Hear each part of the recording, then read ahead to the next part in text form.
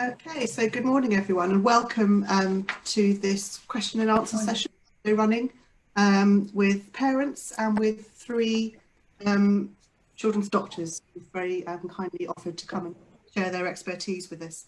I'm Lizzie Chambers, I'm Director of Programmes at Together for Short Lives.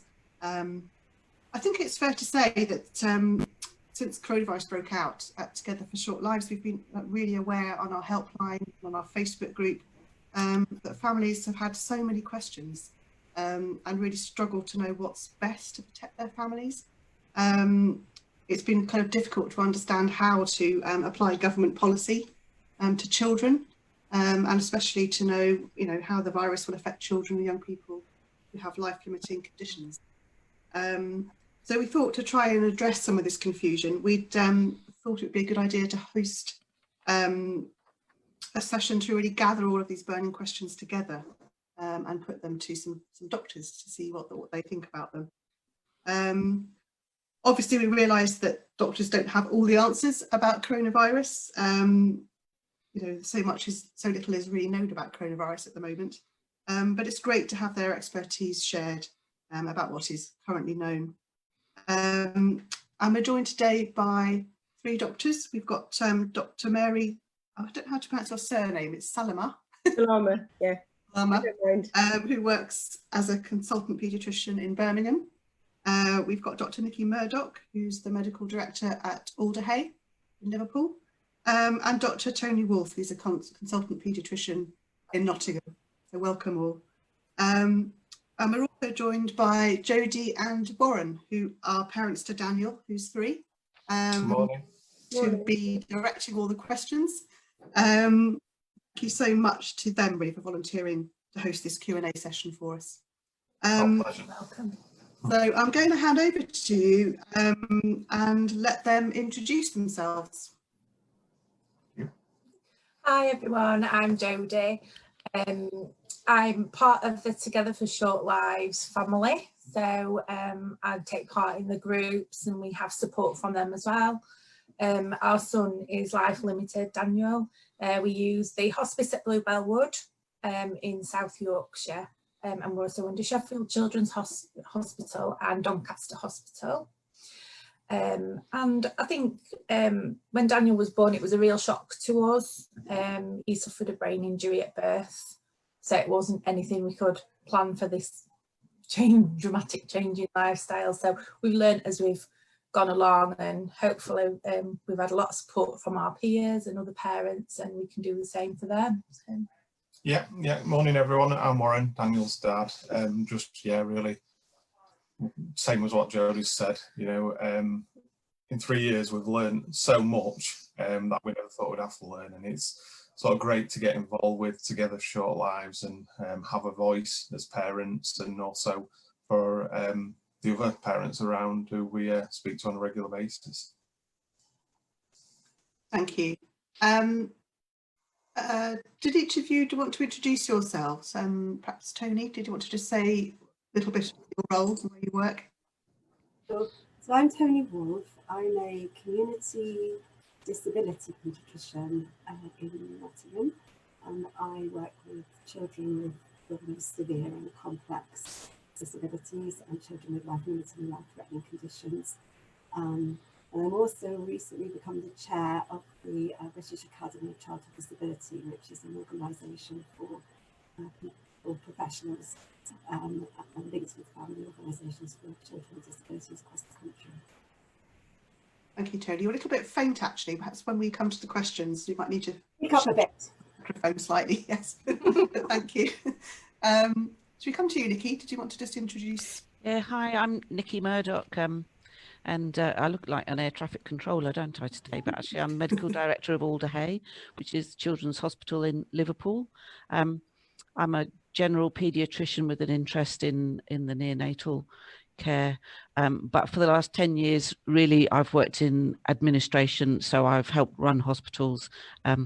Recently was over in Australia for about 20 years, helping with hospitals there, but now I'm back, and so using my experience in disaster management a lot at the moment in this COVID response. So that's me. Thank you, Nicki. And Mary. Hi everyone, so I'm a general paediatrician also by background. I'm an acute paediatrician at Birmingham Children's Hospital, so seeing children as they become unwell and also seeing them in intensive care. I have another role which is around children with medical complexity, so children that have multiple health needs, often crossing boundaries and also technology dependence. The majority of these children will be life limited, so there's an overlap.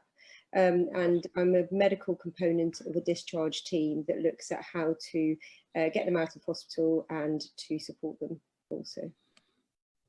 Thank you, and welcome all, and thank you so much for joining us today. So Warren and Jodie, shall I hand over to you to start asking some of the questions that we've had in? So, Yeah, that'd be great. No problem. Thank you very much. So I think ladies first. Yeah. So the first question, the first set of questions are around shielding, and this is a really big concern for our families, especially some clarity on that. So this one's for Dr. Mary Salama. So what is your opinion on shielding, especially with medical complex children? Should they be shielded until there's a vaccine? Because surely if we relax the shielding, we'll be placing them at risk.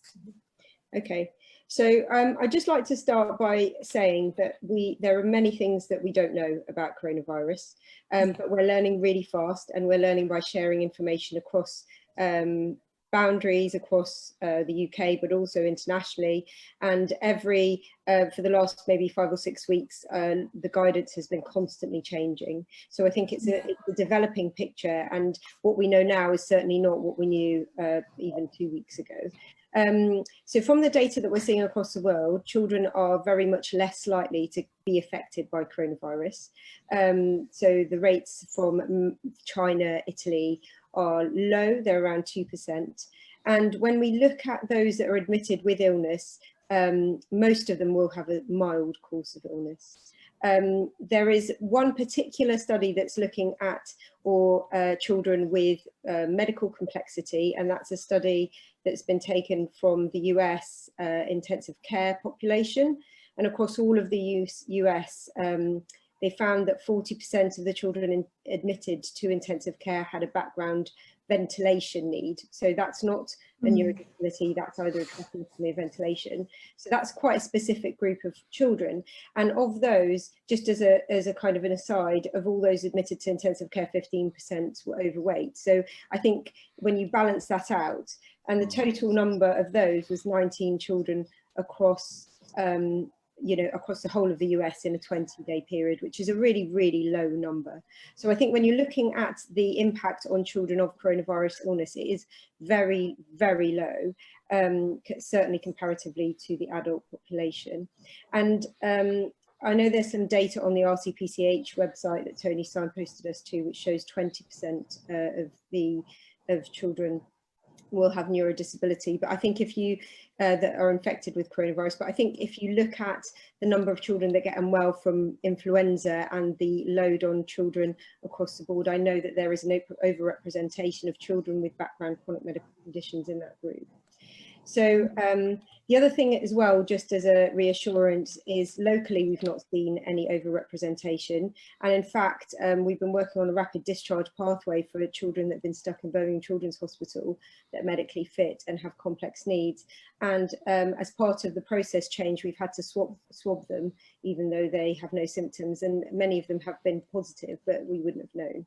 So I think I think that background is reassuring. Now, with your shielding question, so I think when you're talking about shielding, there is evidence, obviously, from what I've said, that children that have severe chest problems may be at increased risk of severe disease. I don't think that we can say that definitely neurodevelopmental problems increase your risk. Okay, I think the data is still coming out, but I don't think that we can say that confidently. There are consequences to families from shielding also. Okay, so I think we need to balance the risk. So the consequences that I've seen are fatigue of caregivers, mental health, education, social connections. I think all of those are impacted and have an effect on a child and a family. And I think we also need to think about the impact of not attending routine appointments and fear of coming to hospital, and that's been a big concern just globally, but also within the UK for children's health. And I think the biggest concern for us has been children presenting later with serious illnesses and also with child protection. So I think we're very worried about the knock-on secondary effects to children, and I think we perceive that those are actually much higher than actual infection. Now, going to your question about vaccines, I think it will help, and it will help us be a bit more confident. I think it's important to recognise that we don't know when we're going to get vaccines and how effective they're going to be. We're still at very early stages of vaccine development. And I think we need to, when we're thinking about shielding, we need to balance those things out. There is clear guidance on illnesses that need you to shield, okay? And I think we just need to move forward cautiously with balance, and just looking at the big picture with respect to both the child and the family as we gather more information. Brilliant, thank you. That kind of, with the second question, it links in because somebody asked about what are other countries doing with clinically vulnerable children. And so are we sort of following what they're doing, or got any tips from them? So I think the picture in each country is very different, okay? And actually, when you look across countries, you can see the wide variation of the impact. Just even looking within the UK at London versus outside London and the spread, etc. So I think each area needs to be considered in isolation. I think when you look at the global picture, so the links that I've had have been with Canada, and when I've been sort of part of cross-boundary learning, they have just advised the same as us, which is to be cautious, to take as minimal risk as possible, but balance the risks that you're taking as a family. I think the key thing is there is no wrong or right answer, okay? And actually, I think you have to do what's best for your child and your family, but with a balance and with the advice that is being given and is changing all of the time. So keeping up to date with advice is really important also. Yeah, thank you. Absolutely, thank you. Yeah, the next question that's there is, we would like to ask, our daughter has a shielding letter. So if, when the lockdown is eased, we need to go back to work and they're working directly with people, what is the actual medical advice in respect of this? Okay, so there's really good advice from Public Health England on shielding. There's also some advice from the Royal College of Paediatrics for us on how to advise you. And that's a really good way of looking at it. So it's around basic hygiene, washing hands, making sure that you minimise risk between people in a household. I mean, as an aside, coronavirus has forced us to work really differently in areas that will impact on that, so such as outpatients, which is a change that I think will be sustained to some degree. So I think there will be some, moving forward, there will be some things that the risks that you may not need to take because things have changed. Does that make sense? Yeah. Yes. Yeah. And I think it's also really shown us how well we can do when we're trying to get children out of hospital quickly, for example. And so I think the advice would be to Public Health England advice, but also to look at the changing landscape and see that that's also hopefully supporting that risk. This parent, I think, feels if they go back out to work with these people, they're increasing the risk of bringing coronavirus back into the house. And that, as a parent, we keep our children safe. You know, that's what we're always thinking. And by having to go back out to work, whether it's siblings or this parent in particular, I think advice is around that. Okay, so I think it sounds like, and with certain families there will be a struggle in terms of what the decision making should be, and I think there is no blanket answer. So I think the key thing for that family would be to talk to their paediatrician and Yeah. to talk it through with them and look at the information that's out there and make a balanced and measured decision. Okay, we know from the data for children with complex needs that the families really struggle sometimes. The systems are broken, you know, families have all sorts of other stresses. So actually each individual family should be enabled to make their own choice in sort of a collaboration with their healthcare teams. Brilliant, thank you. Brilliant, yeah. So the next question, it's also going to have this is going to have a massive impact on siblings. Yeah. So what they're saying is they won't be able to let them return to school as and when schools reopen for fear of them being exposed and returning home infected. Do you have any advice on this? Okay, so I think the question that you've asked is a question that any family will be asking also, yeah. And every family will be asking also. And I think there's two schools of thought around that. I think there is some evidence that children are not the primary kind of mode of vector. So when you look at data from Italy, there is data that dissimilar, so not like influenza, they're not the people that pass it on to the adults. It's usually the adults that pass it on to the children. From that data. Now we're still gathering more data, we can't say that 100%. I'm not going to be able to give you a definite answer. I think it will have to be a decision that is made at the time, but I think there will be more data out there that will help us make these decisions, and I think Public Health England will be collating that, and that will be the data that we'll be using. Yeah, I think that's what we need to wait for to make that decision. Absolutely. Brilliant. Absolutely, thank you. Thank you. Thank you very much. So, Dr Toni Wolff, we have a few questions now for you. So the first one is, will children still receive palliative care? My son has a progressive condition and we have some plans to make the end of life as peaceful as they can be. Will the doctors still be open to talking about these? Yes, and yes is the answer to that, really. Yes, children's palliative care services are operating. All health and care services at this time are stretched, but palliative care services, and particularly end-of-life care services, are being prioritised. Hospices may have reduced the amount of support they can provide for short breaks, respite care services, but they are providing end-of-life care services, and community palliative care teams, community nursing teams are there and definitely prioritising palliative and end-of-life care services. So yes, there may be gaps, there have always been gaps of different availability around the country of palliative care services, and nurses, carers may be self-isolating, so that there will be some gaps in services, but definitely prioritising this area.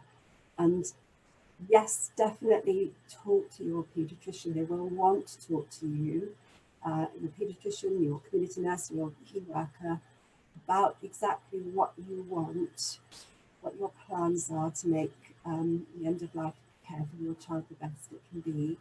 And the earlier planning is really important, because then you can really try to get around any potential gaps, try to make a good plan to make it as good as it can be.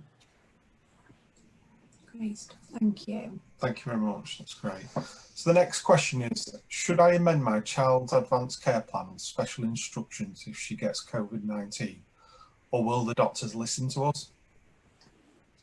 The doctors will and must listen to you. And we all want to put the best care for your child in partnership with you and listening to your views. So yes, doctors will listen to you. Now, I'm assuming that your current plan has already got a plan in there in case your child has a respiratory deterioration from any virus or bacteria, any other germ. And if that's the case, then I don't think you need to put in a special one for a respiratory problem from COVID. Yeah. It's a plan. If your child doesn't have a respiratory escalation plan or a plan for a respiratory deterioration, then it would be a good idea to talk about that with your paediatrician and get a plan in place because that's definitely a risk. But generally it's the same for any respiratory plan, so hopefully you wouldn't need to change it. And I suppose I just want to emphasize that always plans are thought about and discussed in the specific situation that we find ourselves in. So plans can always be changed. If the parents have changed their minds, if the circumstances are different, then the plan needs to be appropriate. The plan is there to help us plan ahead and think about what we want, and it's very useful for doctors at the time to see what was planned, but they're not set in stone, and we must always discuss them at the time. That's great. Thank you very much. And the next question is, I'd like to know what would happen to those children with DNRs in place if they were to need hospitalisation due to COVID. Would the DNR still be in place if the child needed breathing assistance? Yeah, so a DNR, or do not resuscitate order, is just about the resuscitation plan. It's only pertains to if a child has heart has stopped or they've stopped breathing. Would it be appropriate, would it work if we tried to bring them back from that situation where they've actually stopped breathing and heart stopped? And it's only about that circumstance, and it doesn't cover any other care. So all other care, including breathing support if needed, it should be available according to the child's needs and their best interests. So if your child became very ill with COVID, or a child with a DNR became very ill with COVID, and they were needing breathing support and they were going to benefit from it, then that would be available to them. And I want to stress that we haven't had any problem with resources for children. There's no shortage of the ventilators are available. We're not thinking we're going to be rationing ventilators for children. It's going to be, if your child needs breathing assistance and that needs to be through a ventilator, and if that's going to work for the child, then it's available and it should be there. We have it. And having a DNR order doesn't make any difference. Yeah, it doesn't affect that. Yeah, and I think it's good to know that, and I think that'll put people's minds at ease, because we there's a lot of things out there on social media that are being shared around, what treatment children with complex needs, etc., receive, and if they would have be put on a ventilator. So I think, that would definitely put a lot of minds at ease there. Thank you.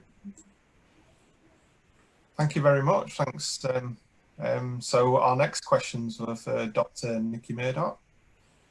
So the first question that's been asked is, I'd like to know if we can travel in the ambulance with our child if we call them out.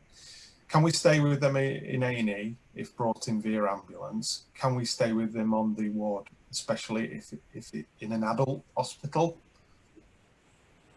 Okay, thanks. So I think one thing I would say is that, of course, although we talk about the National Health Service as if it's one organisation, it's lots of different organisations. So the ambulance service in the Northwest will not be the same as the ambulance service, say, in Cambridge or London. So I think that when you have a child with a complex condition, it's worth checking with the local ambulance service what to expect. And if you need to get a letter from your paediatrician saying that you need to be with your child for whatever reason during the ambulance trip, then you could certainly get that. And I would encourage people to look into that with their local ambulance services. I think, you know, from a common sense point of view, yes, you should be in the ambulance with your child, because he or she is going to be much happier, more content if you are there. And really that's going to help the ambulance staff, isn't it? But I suppose that they're concerned about the social distancing within the ambulance. So making sure that you've got masks so that you can reassure the ambulance service that you've got a mask to wear while you're in the ambulance will help as well. And whether that mask is one of the, you know, it's a so-called surgical mask, or whether it's a homemade mask, I think doesn't matter. I think they could be equally useful. Then going through to the emergency department, certainly the recommendation is that children have one person with them.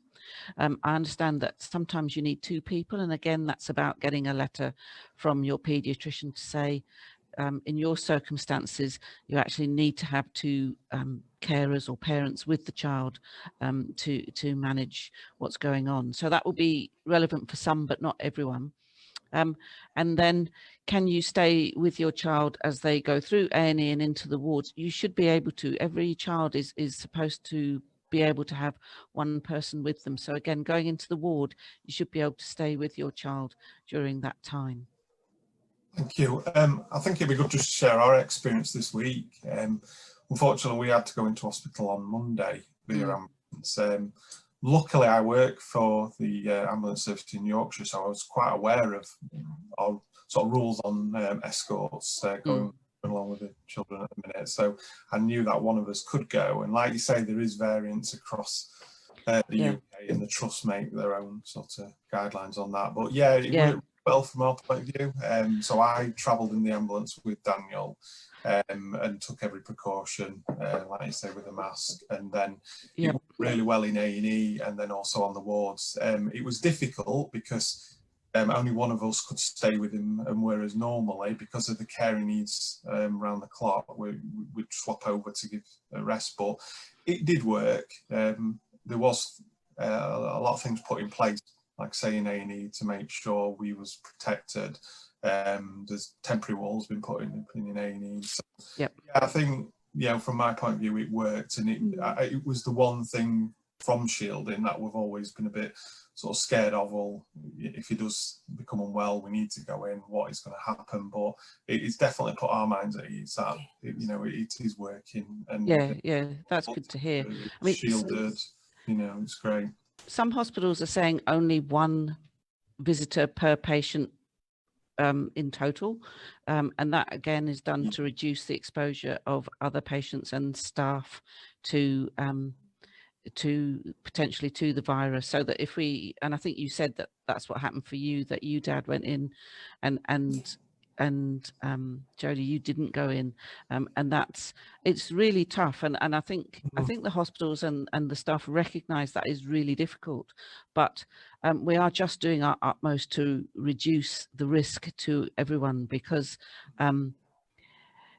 sometimes it feels like it's over the top, doesn't it? And it feels so ridiculous, but this is a silent enemy that is out there, and so that's why we're doing that. We have made exceptions, certainly in Alder Hey. We've made exceptions if a child is at end of life, or we've had some children where parents have had to learn a procedure before the child goes home, and clearly both parents need to learn that.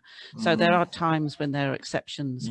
I think if you have problems when you're in the hospital, you either talk to your paediatrician, but if you're not getting anywhere, then you talk to the medical director of that hospital. So you make contact through their office, because you know they are the ones that can sometimes shortcut through, make a decision that helps. Yeah, and I think that's great advice. I mean, I can't praise the staff enough for our experience. Like I say, it was difficult. Only one of us has been out there, but totally understand, and it, you know, it's the right thing. Can reduce the sort of impact as much as possible, and potentially people catching this, then, you know, we're all for that. But you know, great. Thank you very much. Thank you. So the next question is, will parents be allowed to accompany a child with suspected or positive COVID to hospital in the ambulance, or will they have to go separately? I'd like to know if this will still stand for young adult with PMLD. We have a 20-year-old here, so technically not a child. So I think this is about the capacity as well. So again, I think it's about getting a letter that states that you need to be with someone, because technically, no, you shouldn't be going in the ambulance if you've got someone who's suspected to have COVID, which seems pretty harsh, doesn't it? But I think that the point I would make is that the risk to the staff within the ambulance is reduced, and within the hospital is reduced if you are there to help help your son or daughter, because otherwise they will become quite distressed. And the bigger and older they are, the more that they can create a risk for other people by becoming distressed and maybe shouting or because when people get unhappy and distressed, sometimes you get more distribution of the virus if you're carrying the virus. So again, I think it's about being prepared beforehand and getting a letter that states that that's what's going to happen.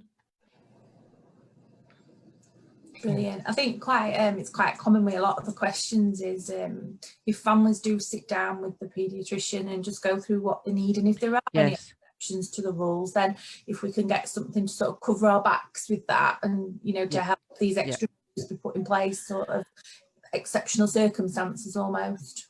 That's absolutely right, because at 3 o'clock in the morning, when this is happening, it's really difficult to get hold of the right people to say, yes, that's okay, mum or dad can come in the ambulance, or mum and dad can come into emergency with the child. And as you say, often if it's an older child, it gets complicated because people don't always understand that you may be 20 or 22, but actually your capacity is not there, and you do need someone with you. So if you get your letter now in the daytime, that really helps, because at 3 o'clock in the morning it helps the staff, because the staff will look at it and think, okay, it's been discussed and agreed, that's what we're going to do.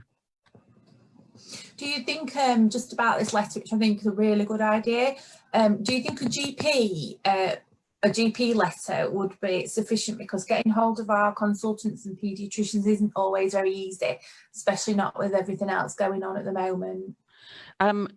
Look, I think a GP letter is good, but to be honest, I think when you turn up at the hospital, I think unfortunately the consultant or the medical director letter has more authority. It shouldn't, but I think it does. I would say at the moment that we are finding that our staff are not as busy as usual, and it's easier to get hold of them, because as we've said earlier, that the children are not coming to the emergency department that should be coming. The referrals are not coming in from the GPs. So we do find that in some ways our staff have a little bit more time to communicate. Brilliant. Thank you. Thank you very much. I'll probably get shot for saying that, won't I? I'll get all these medical directors ringing me up saying, what are you saying?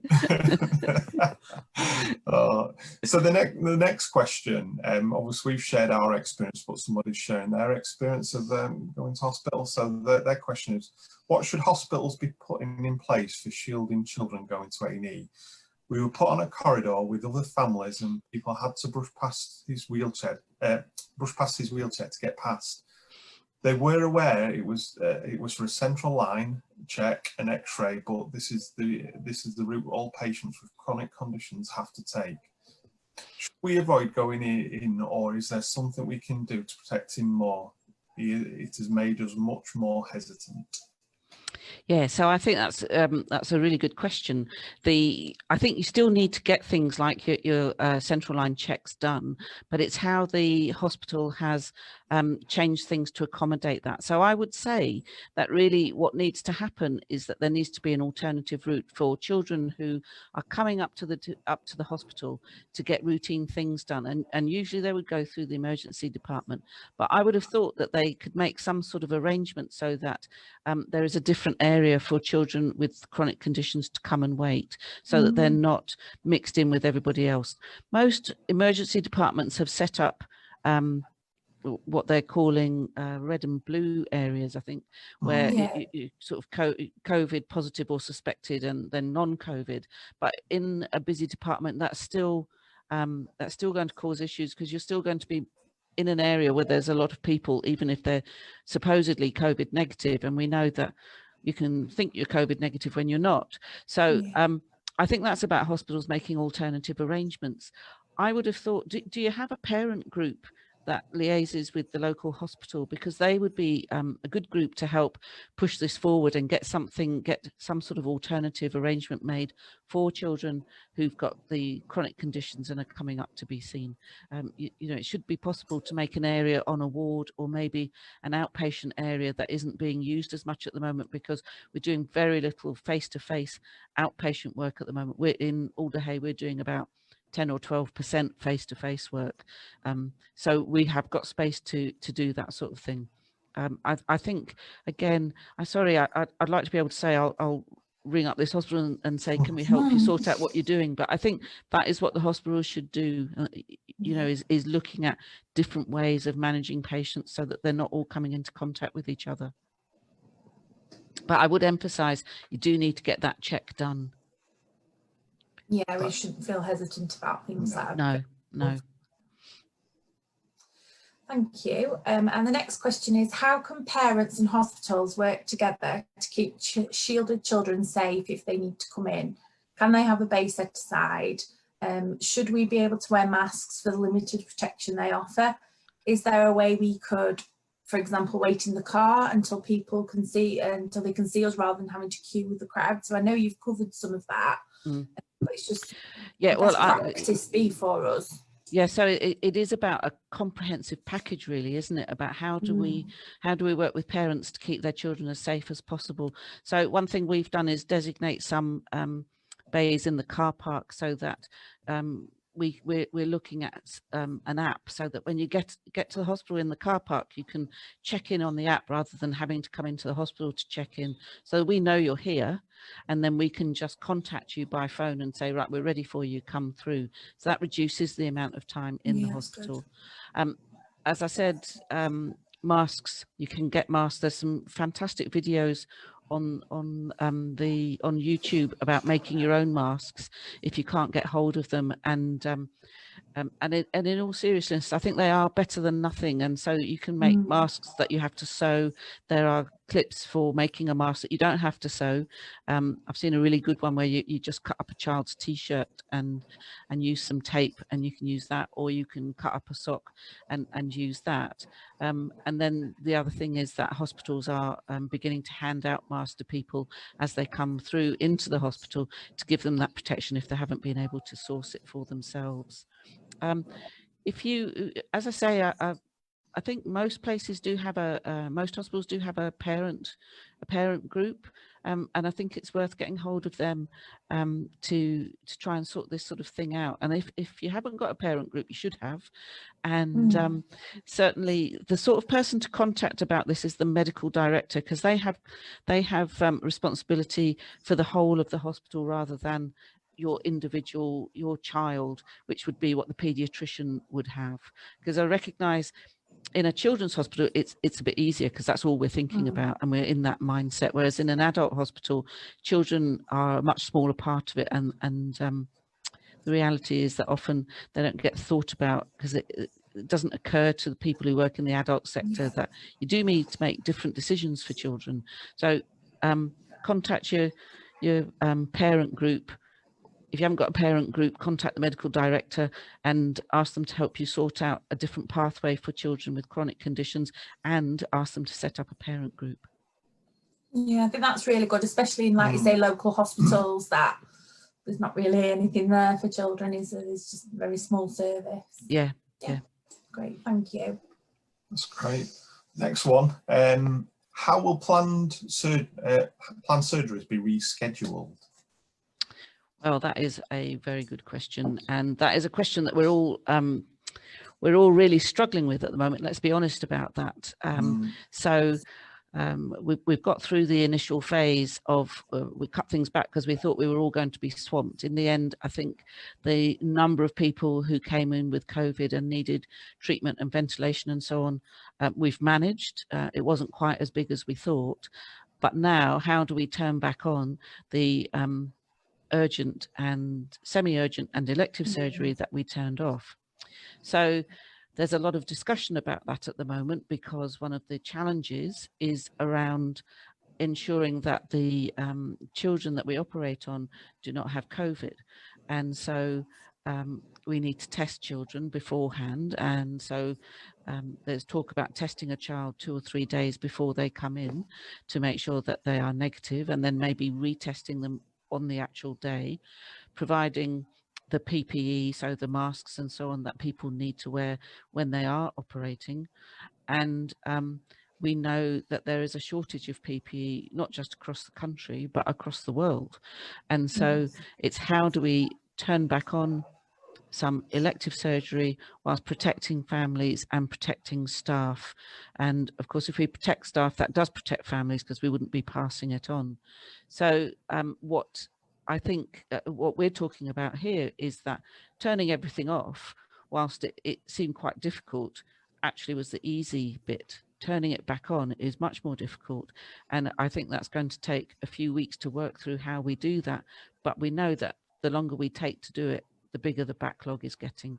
Certainly what people are doing is looking at who needs operations and categorizing them into, this operation needs to happen at some stage, but it doesn't necessarily have to happen in the next few months. Then there are some operations which they don't need to happen right now, but if we don't do them right now and we wait, say 3 to 6 months, they'll actually need a different operation which might be bigger.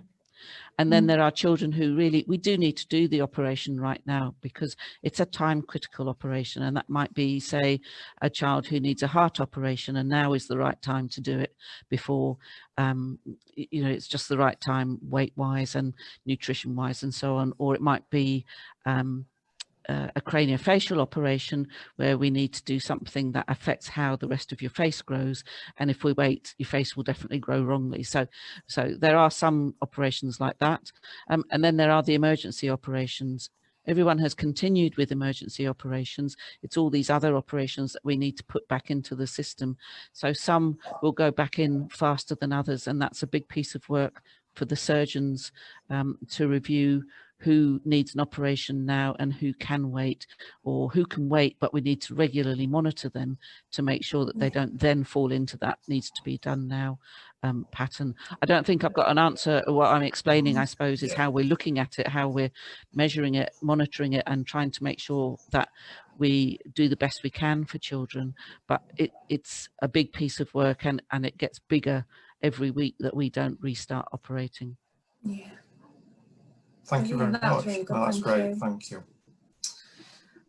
So next question, I think we've touched on a few parts of this as well. If your child is in hospital, would it be possible for parent carer to go home and get things and see other children, siblings briefly, or even just go to the car park to collect things? What would another carer or the other parent be able to, and would they be able to swap, or would it have to be the same person at all times? Is this the same if they had COVID or were in hospital for something else? So this was definitely a question for us as well as the parent who asked the question. Until this week, this was really on our mind as well. So we sort of covered a bit, haven't we? So yes, if your child is in hospital and they haven't got COVID, they're in for something else, then we say one parent, but that parent doesn't have to stay all the time. They can go home and come back, or go to the car and come back. If you have a child who's got COVID, then we ask that one parent to stay with the child, because we don't want them to take COVID back out into the community, into their family. So we ask that parent to lock down with the child.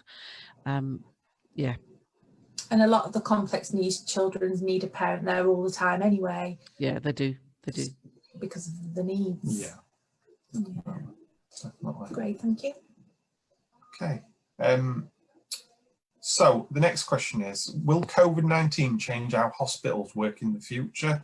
For example, will they keep the COVID ward as a bronch ward, flu ward for the future? Or will it make it or make it essential for staff showing symptoms of cold to wear full PPE, or go to other parts of the hospital where the patients are not so vulnerable? So many vulnerable children pick up a common cold in hospital during the winter months, and some never get to come home. Yeah, so yes, I think hospitals will work differently in the future, and that not just clinically but non-clinically. So at Alder Hey we have 4,000 staff, and at the moment we have about 1,000 staff who are working from home. So we've done a big piece giving people laptops, making sure they've got the right internet at home so that they can do their work from home. And we've been talking about we mustn't just bring them all back in once things get easier. We need to talk about how that continues, and these internet enabled meetings and broadcasts are what we're using at the moment, and we're finding them very useful. Clinically, one of the things that I think hospitals need to look at is the space where patients are accommodated. So a lot of newer hospitals have lots more single rooms, which is now proving to be very useful, because it means that we don't have to cohort patients where we say, right, this is a ward for children with COVID and this is a ward for children without. So yes, but if you have open wards, we're going to have to reduce the number of patients in those wards because they need to be further apart. So also we've talked about in emergency departments where there's red and blue areas, and again we need to talk about that. And I think this virus is going to be with us for a long time, and so as part of that we have to think about how we're going to manage the hospitals long term.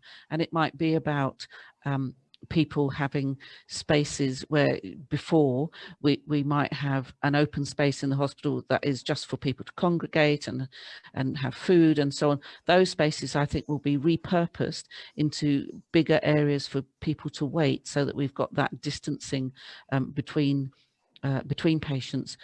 If we do that, say for an emergency department, it might be we'll have more staff in those areas, because they'll be out of sight of the emergency department often, but we'll still need staff there to keep an eye on people in case they deteriorate. I think there's a big piece of work for us to do around that. Some hospitals are quite new and they've got bigger open spaces, which makes it easier for them to adapt. Some hospitals are still those old Victorian brick buildings that are just corridors and rabbit warrens, and they're really difficult to change, because you might have little spaces where you could go and put someone, but who's going to be able to see them and make sure they're okay?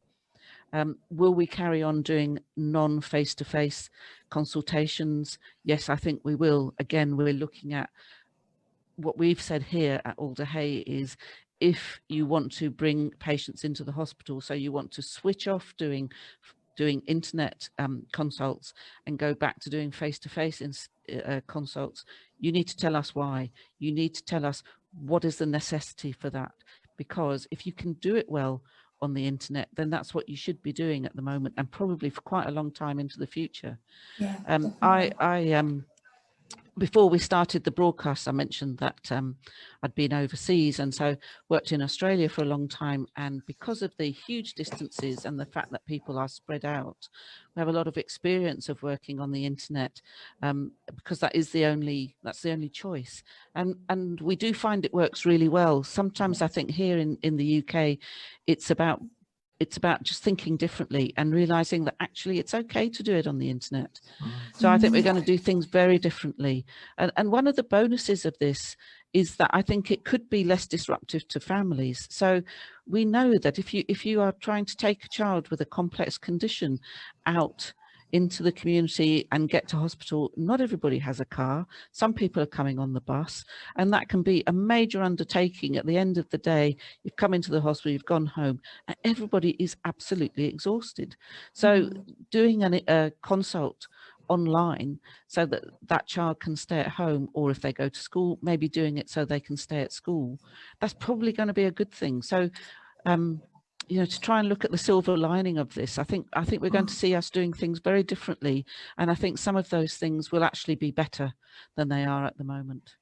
I know a hospital appointment for us, which could be a 5-10 minutes actually seeing the doctor, it's a full day. Yeah. We've got to get over to a different city, we've got to find somewhere to park, which is a huge nightmare sometimes. We'll load the wheelchair, the oxygen, everything like that, and then if they're running late or anything, you know, it's just it's a nightmare. Daniel doesn't always travel well, so No. stresses him from the travel in, and yeah, and then there's all this, and then we walk in the room, and the appointment probably lasts all of 2 minutes just to have a quick chat and update, which is great, but all that for probably 2 minutes, where we could have done that over a online meeting. And there's less exposure to germs and infections and things if we're doing it online. So we think that's a really positive move. Really good.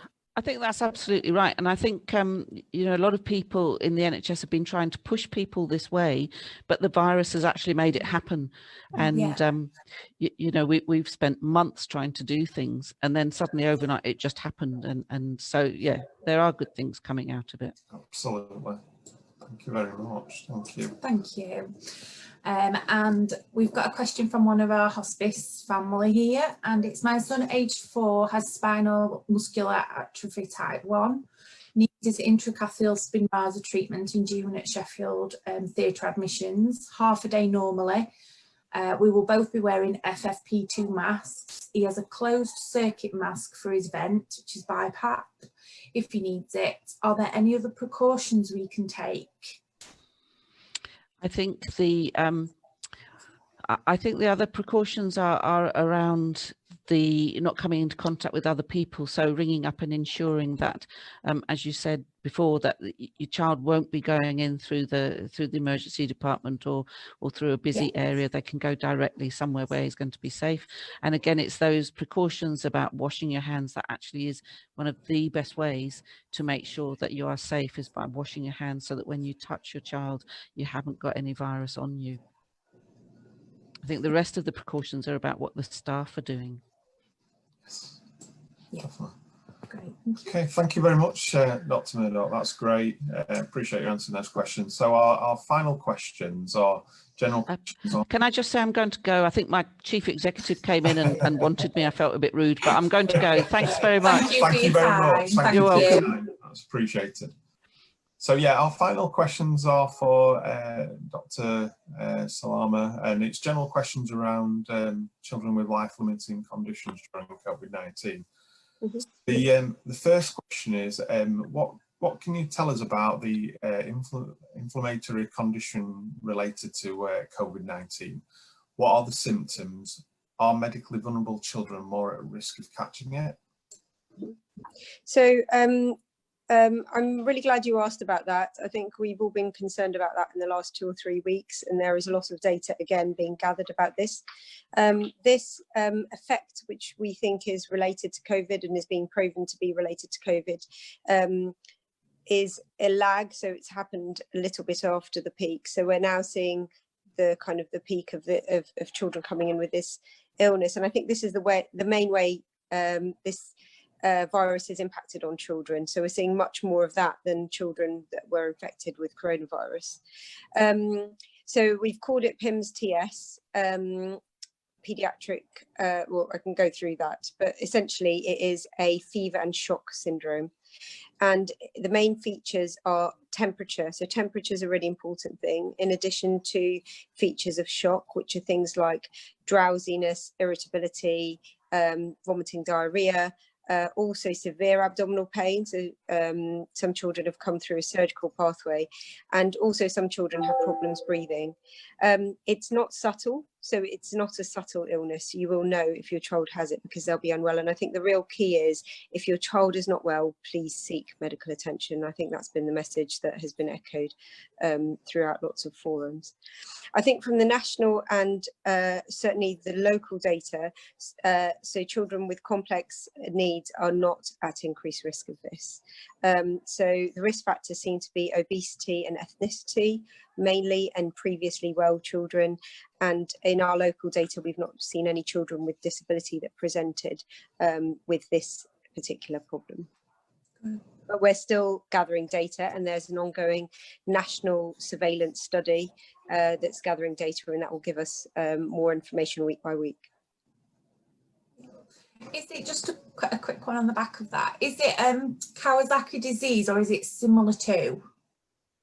So yes, there are 3 different variants, and one of them is very similar to Kawasaki's. And actually, when the Italians did warn us that they had seen something like a 30-fold increase in what they had seen as Kawasaki's disease.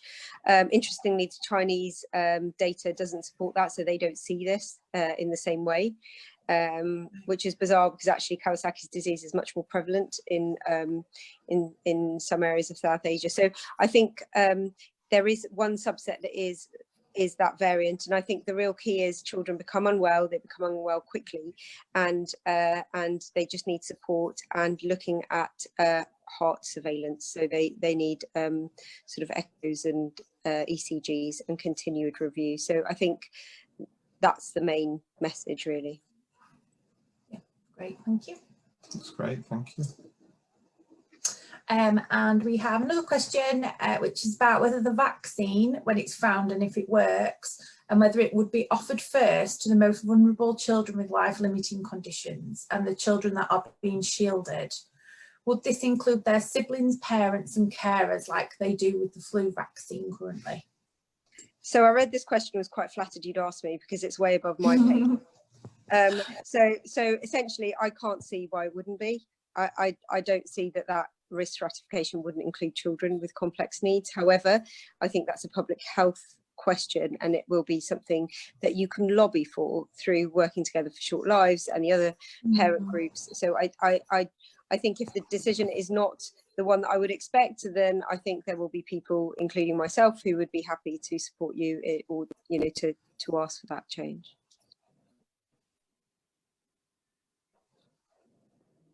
Fantastic. And you'll be pleased to know our final question. I'd like to know your thoughts on the next 6 months and what needs to happen before we go into winter. Okay.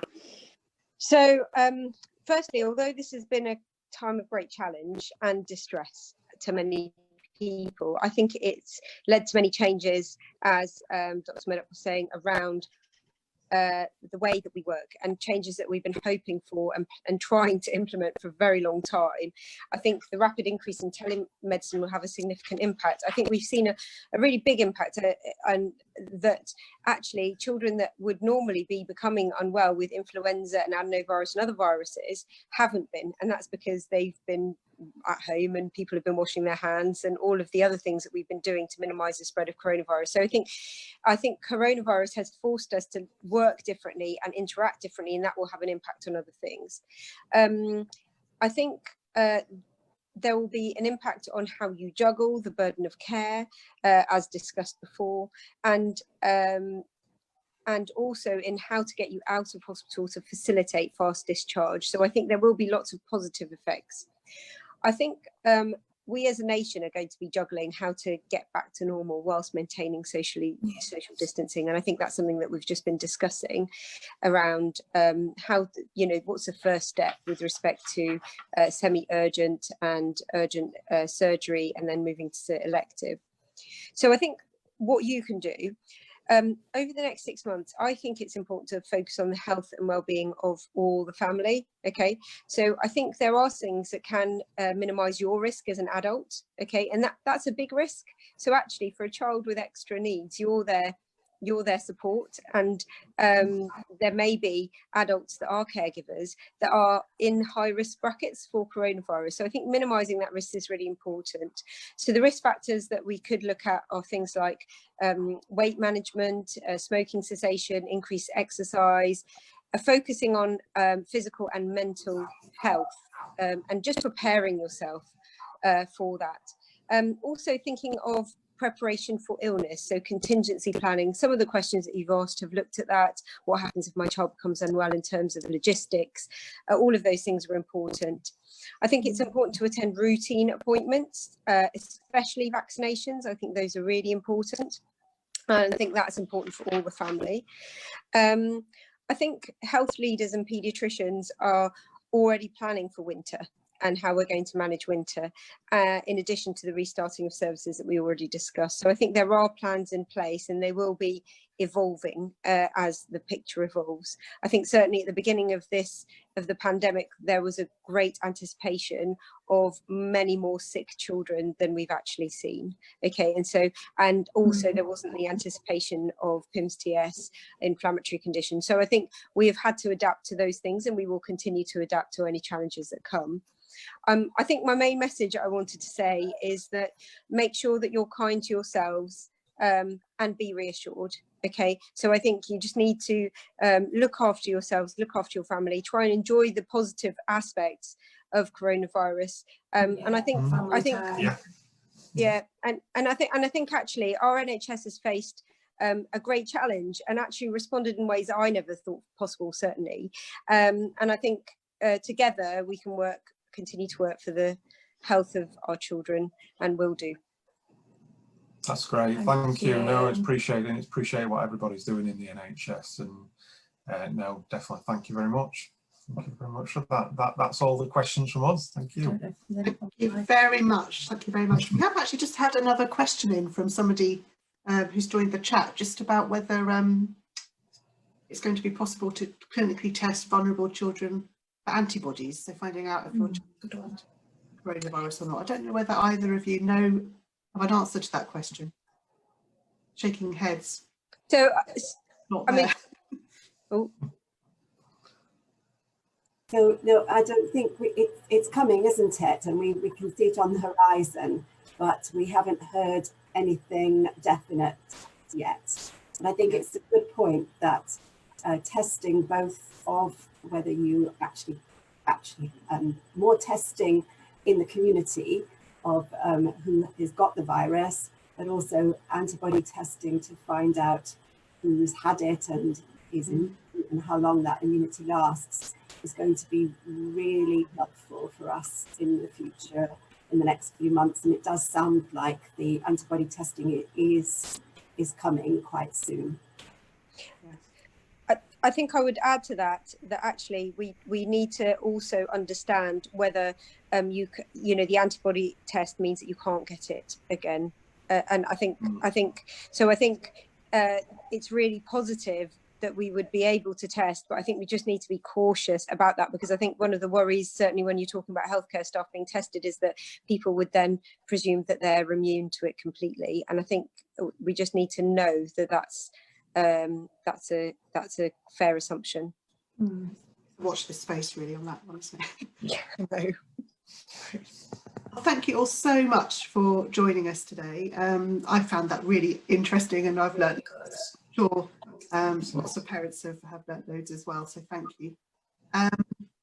So just wanted to sort of wrap things up. We're streaming this live to our Facebook group, so hopefully families on our Facebook group have enjoyed listening to all as well, and we're recording it as well, so hopefully it will be a link that we can share quite widely so other families can see this as well. So thank you, Toni, Mary, Warren and Jodie. We'll sign out. Thank you very much. Thank you, bye. Organising this. Thanks, Thank you. Lizzie.